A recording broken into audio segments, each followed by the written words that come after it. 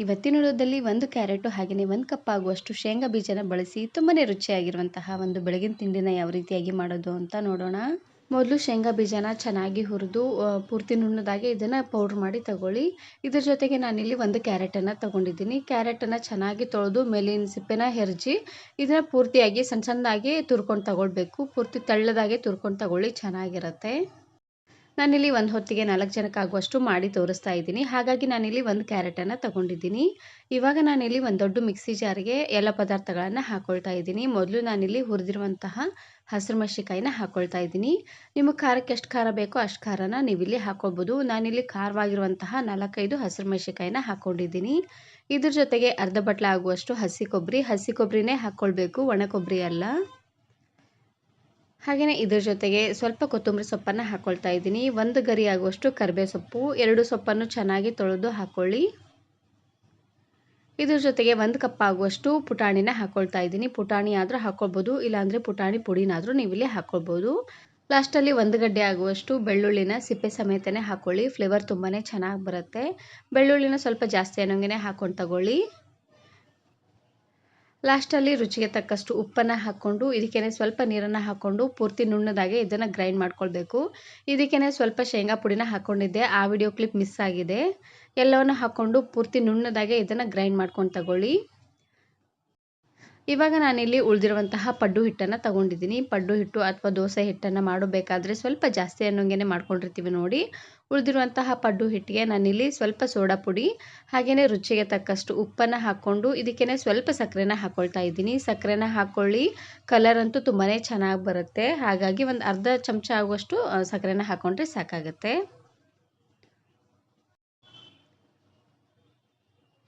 ನೋಡಿ, ನಾನಿಲ್ಲಿ ಒಂದು ಅರ್ಧ ಚಮಚ ಆಗುವಷ್ಟು ಸಕ್ಕರೆನ ಹಾಕ್ಕೊಂಡು ಎಲ್ಲವನ್ನು ಹಾಕ್ಕೊಂಡು ಚೆನ್ನಾಗಿ ಇದನ್ನು ಮಿಕ್ಸ್ ಮಾಡ್ಕೊಳ್ತಾ ಇದ್ದೀನಿ. ಹಾಕಿರುವಂತಹ ಸೋಡಾ ಪುಡಿ, ಉಪ್ಪು ಹಾಗೆಯೇ ಸಕ್ಕರೆ ಎಲ್ಲ ಚೆನ್ನಾಗಿ ಕರಗಬೇಕು ನೋಡಿ, ಅಲ್ಲಿವರೆಗೂ ಚೆನ್ನಾಗಿ ರೀತಿಯಾಗಿ ಮಿಕ್ಸ್ ಮಾಡ್ಕೊಂಡು ತಗೊಳ್ಳಿ. ಇದಕ್ಕೆ ನಾನಿಲ್ಲಿ ಸಣ್ಣದಾಗಿ ತುರಿದಿರುವಂತಹ ಕ್ಯಾರೆಟು ಹಾಗೆಯೇ ಸಣ್ಣದಾಗಿ ಕಟ್ ಮಾಡಿರುವಂತಹ ಕೊತ್ತಂಬರಿ ಸೊಪ್ಪು, ಕರಿಬೇವು ಸೊಪ್ಪು ಹಾಗೆಯೇ ಮೀಡಿಯಮ್ ಸೈಜಿನ 2 ಈರುಳ್ಳಿ, ಇದ್ರ ಜೊತೆಗೆ ಖಾರವಾಗಿರುವಂತಹ 2 ಹಸಿರು ಮೆಣಸಿನಕಾಯಿನ ಸಣ್ಣದಾಗಿ ಕಟ್ ಮಾಡಿ ಹಾಕ್ಕೊಳ್ತಾ ಇದ್ದೀನಿ.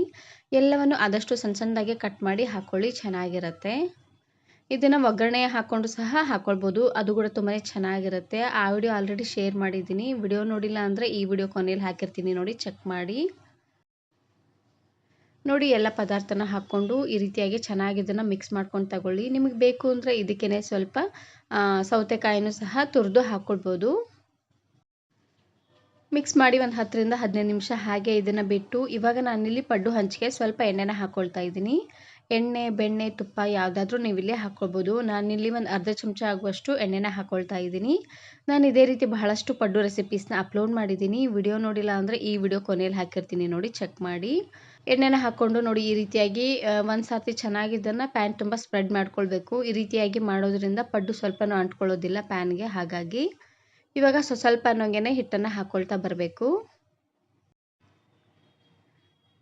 ಉರಿನ ಪೂರ್ತಿಯಾಗಿ ಲೋ ಫ್ಲೇಮ್ನಲ್ಲೇ ಇಟ್ಟು ಎಲ್ಲ ಹೋಲ್ಗೂ ಇದೇ ರೀತಿಯಾಗಿ 3/4 ಭಾಗ ಆಗುವಷ್ಟು ಪಡ್ಡು ಹಿಟ್ಟನ್ನು ಹಾಕ್ಕೊಳ್ಳಿ. ಇದು ಪೂರ್ತಿ ಜಾಸ್ತಿ ಆಗಿಬಿಟ್ರೆ ಉಕ್ಕಿ ಚೆಲ್ಲೋಗ್ಬಿಡುತ್ತೆ ನೋಡಿ, ಹಾಗಾಗಿ ಒಂದು 3/4 ಭಾಗ ಆಗುವಷ್ಟು ಹಾಕ್ಕೊಂಡ್ರೆ ಸಾಕಾಗುತ್ತೆ.